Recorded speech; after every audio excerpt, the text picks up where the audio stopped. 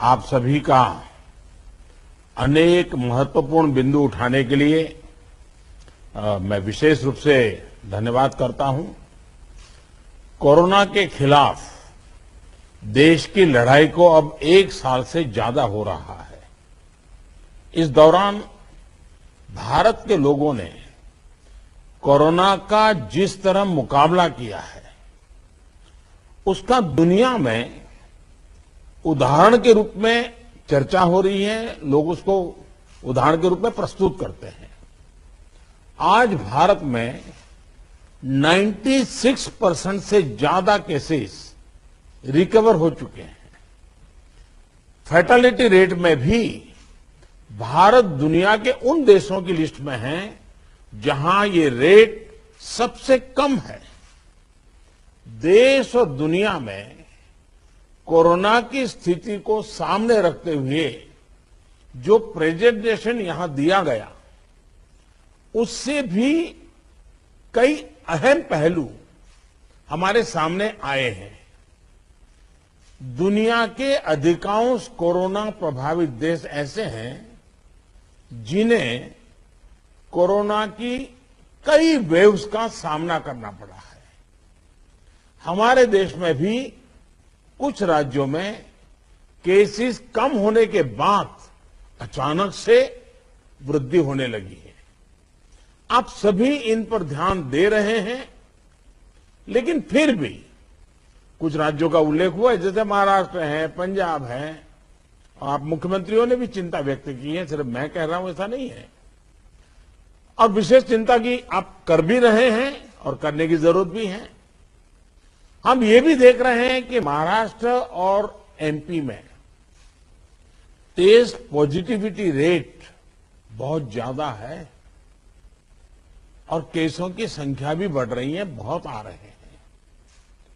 इस बारे में कई ऐसे इलाकों, ऐसे जिलों में भी ये वृद्धि देखने को मिल रही है जो अभी तक खुद को बचाए हुए थे, सेफ जोन थे एक प्रकार से।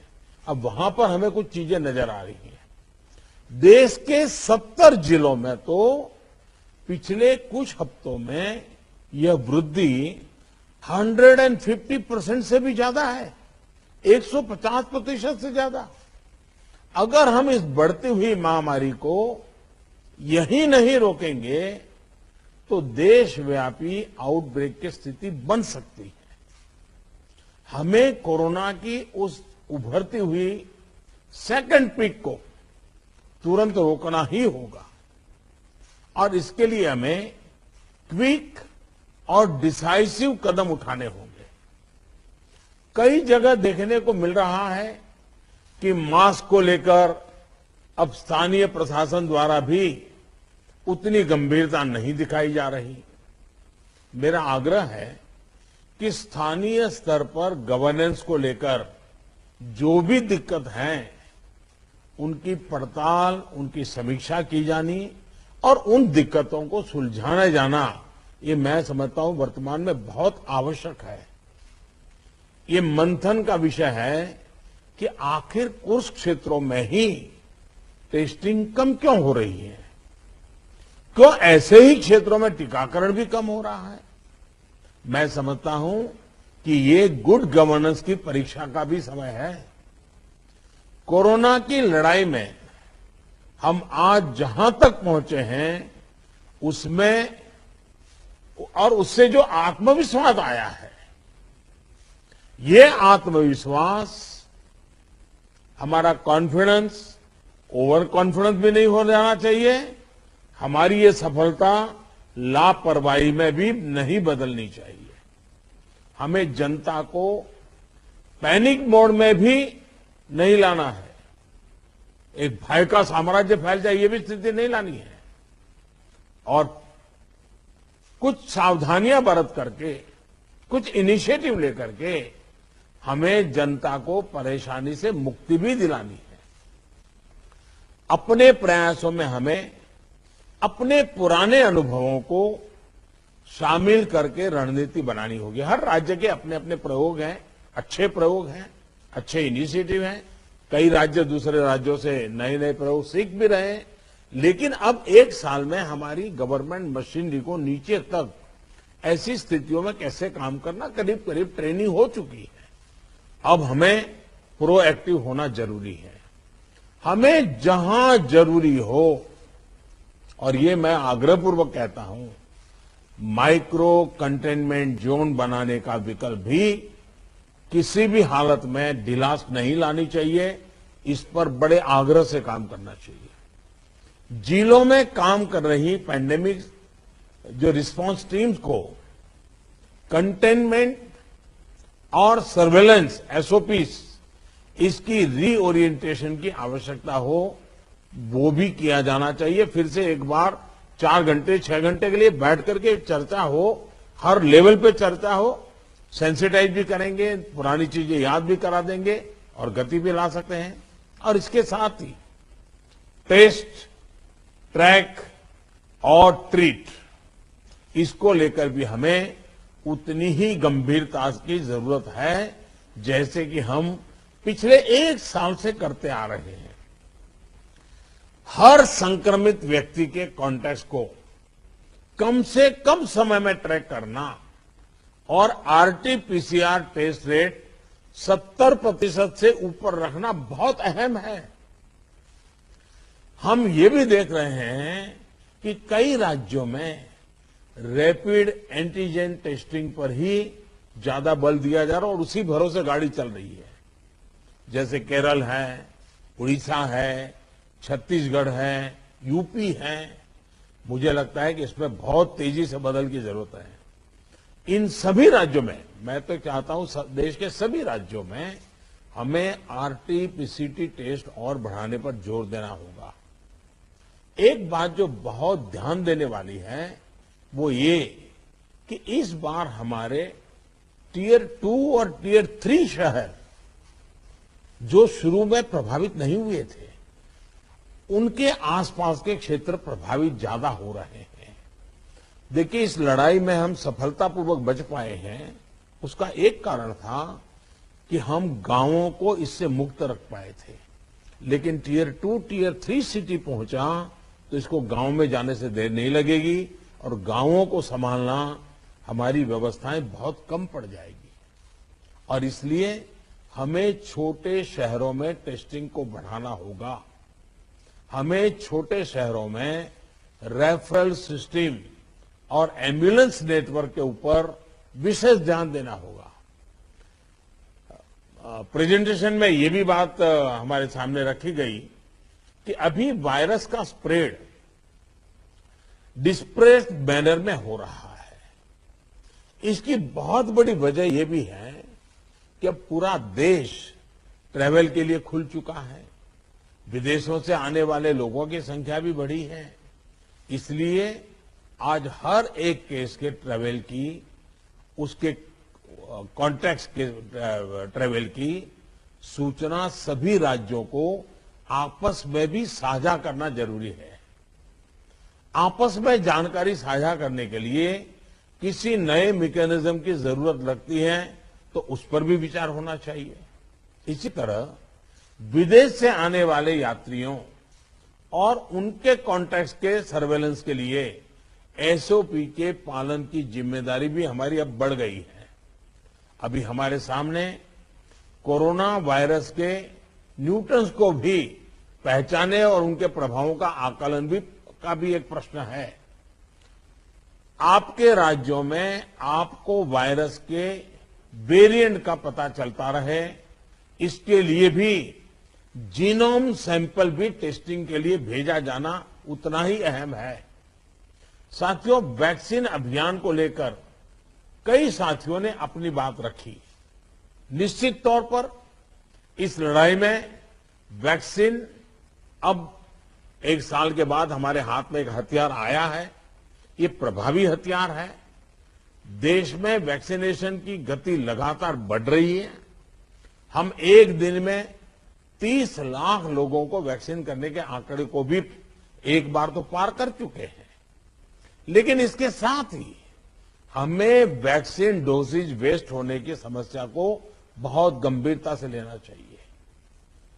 तेलंगाना और आंध्र प्रदेश में 10% से ज्यादा वैक्सीन वेस्टेज है। यूपी में भी वैक्सीन वेस्टेज करीब करीब वैसा ही है। वैक्सीन क्यों वेस्टेज हो रही है, इसकी भी राज्यों में समीक्षा होनी चाहिए और मैं मानता हूं हर रोज शाम को इसके मॉनिटरिंग की व्यवस्था रहनी चाहिए और हमारी सिस्टम को प्रोएक्टिव लोगों को कांटेक्ट करके एक साथ इतने लोग मौजूद रहें ताकि वैक्सीन दे, वैक्सीन वेस्टेज न जाए, इसकी व्यवस्था होनी चाहिए। क्योंकि एक प्रकार से जितना परसेंटेज वेस्टेज होता है, हम किसी के अधिकार को बर्बाद कर रहे हैं। हम किसी के अधिकार को बर्बाद करने का हमें हक नहीं है।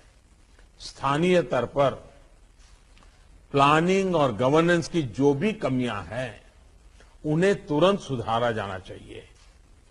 वैक्सीन वेस्टेज जितनी रुकेगी, और मैं तो चाहूंगा राज्यों ने तो जीरो वेस्टेज के टारगेट से काम शुरू करना चाहिए।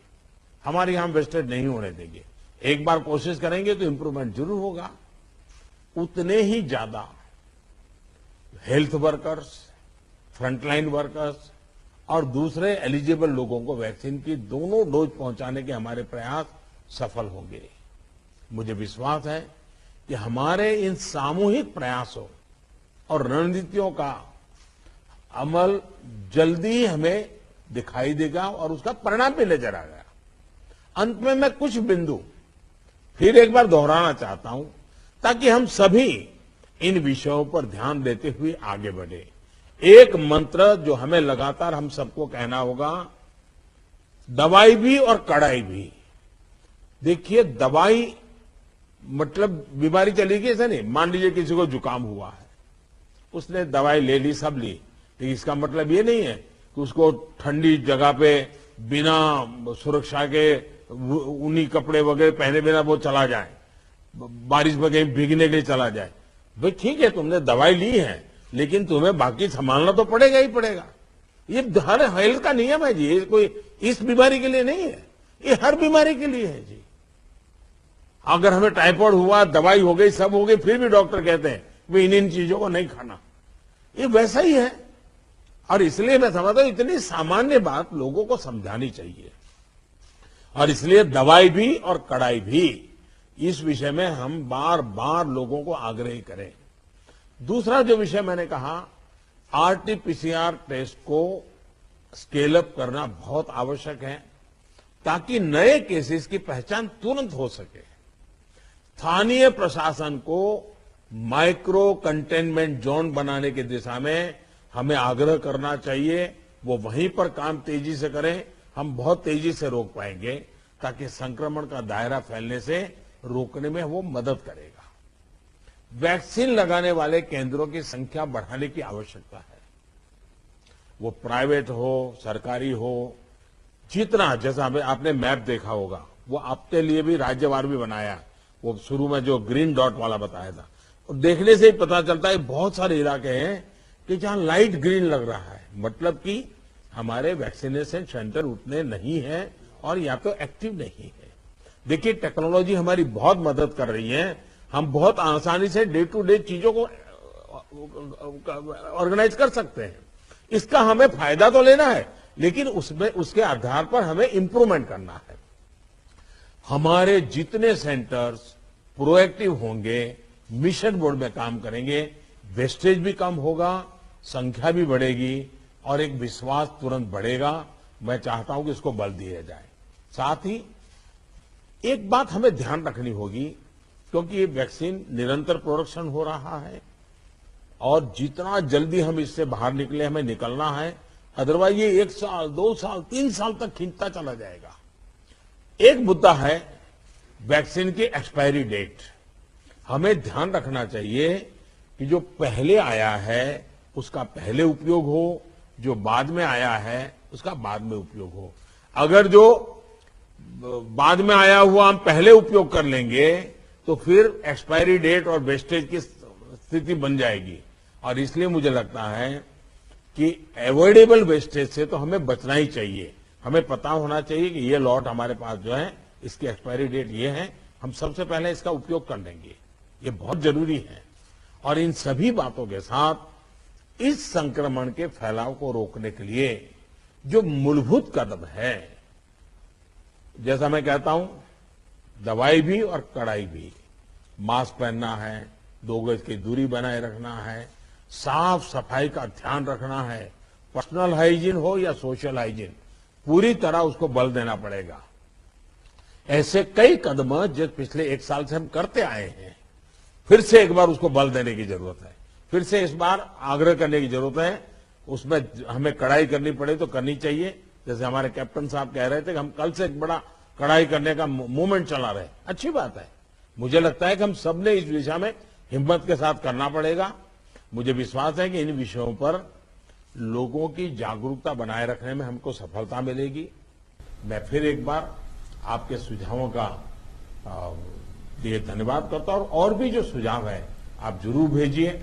जो हॉस्पिटल के विषय में जो आज चर्चा निकली है, आप 2-4 घंटे में ही सारी जानकारी दे दीजिए, ताकि मैं शाम को 7-8 बजे के आसपास मेरे डिपार्टमेंट के लोगों के साथ रिव्यू करके इसमें से अगर कोई बॉटल नेक है तो उसको दूर करने के लिए कोई आवश्यक निर्णय करने होंगे तो हेल्थ मिनिस्ट्री तुरंत कर लेगी, और मैं भी उस पर ध्यान दूंगा। लेकिन मैं कहता हूं कि हम अब तक जो लड़ाई जीतते आए हैं, हम सबका सहयोग है। एक हमारा कोरोना वॉरियर का सहयोग है, उसके कारण हुआ है। जनता जनार्दन ने भी बहुत कोऑपरेट किया है जी। हमें जनता से जूझना नहीं पड़ा है। हम जो भी बात लेते गए, जनता ने विश्वास किया है, जनता ने साथ दिया है, और भारत विजयी हो रहा है 130 करोड़ देशवासियों की एक जागरूकता के कारण, 130 करोड़ देशवासियों के सहयोग के कारण, 130 करोड़ देशवासियों के कोऑपरेशन के कारण। हमें जितना जनता जनार्दन को इस विषय पर फिर से जोड़ पाए, फिर से विषय को बताएंगे, मुझे पक्का विश्वास है कि जो अभी बदलाव नजर आ रहा है, हम उस बदलाव को फिर से एक बार रोक पाएंगे, फिर से हम नीचे की तरफ ले जाएंगे, ऐसा मेरा पक्का विश्वास है। आप सबने बहुत मेहनत की है, आपके पास इसकी एक एक्सपर्टाइज टीम बन चुकी है। थोड़ा आप डेली 1 बार 2 बार पूछना शुरू कर दीजिए, सप्ताह में 1-2 बार मीटिंग लेना शुरू कर दीजिए, चीजें अपने आप गति पकड़ जाएगी। मैं फिर एक बार बहुत शॉर्ट नोटिस में आप सबको आज की मीटिंग मैंने ऑर्गेनाइज की, लेकिन फिर भी आपने समय निकाला और बहुत विस्तार से अपनी सारी जानकारियां दी। मैं आपका बहुत बहुत आभार व्यक्त करता हूं। धन्यवाद जी।